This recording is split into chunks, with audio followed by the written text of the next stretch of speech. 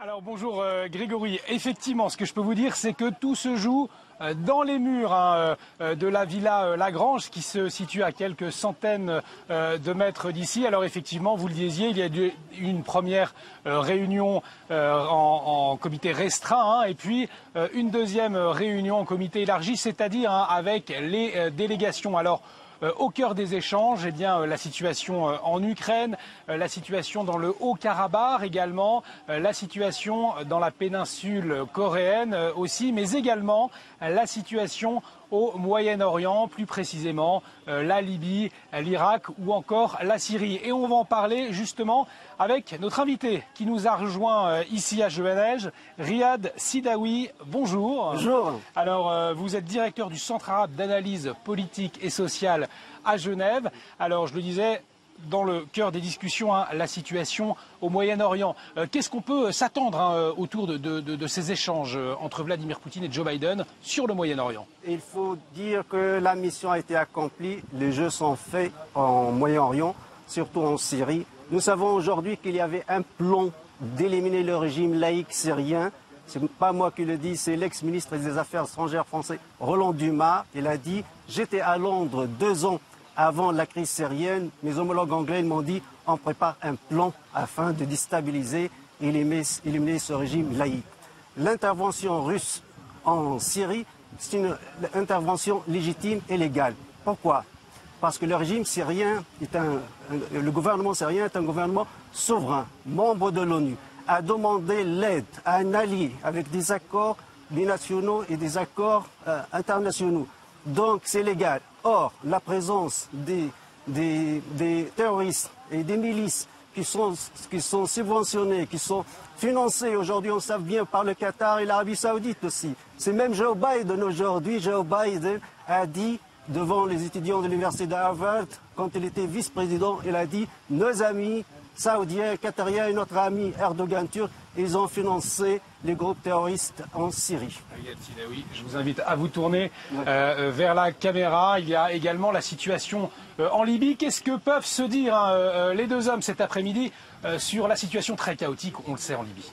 La Libye aussi, c'est la responsabilité de l'OTAN. En 2011, l'OTAN, quand elle est intervenue, via la résolution du Conseil de sécurité 1973, et qui dit juste l'instauration d'une zone d'exclusion aérienne, pas plus, mais c'est devenu quoi? Détruire un régime et un État souverain qu'est l'État libyen. Depuis 2011, l'OTAN a cassé à la fois le régime, le gouvernement et l'État. Donc on n'a pas un État en Libye, il n'y a pas un État qui a l'État ne jouit pas du monopole de la violence légitime, comme il disait Max Weber.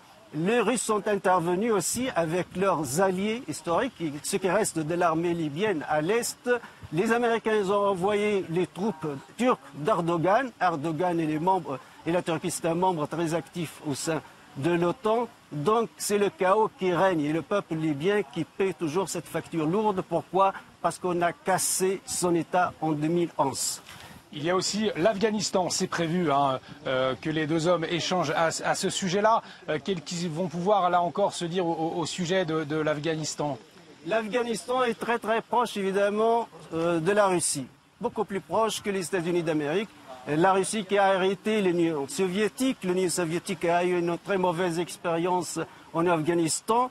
Les Américains n'ont pas tiré le leçon, n'ont pas compris qu'ils ne peuvent pas dominer des tribus qui sont des guerriers par nature. Donc il y a un peu une défaite militaire américaine puisque les troupes américaines vont se retirer d'Afghanistan. Et je pense que Poutine et la Russie ont beaucoup d'expérience en Afghanistan. Ils peuvent donner des vrais conseils aux États-Unis d'Amérique.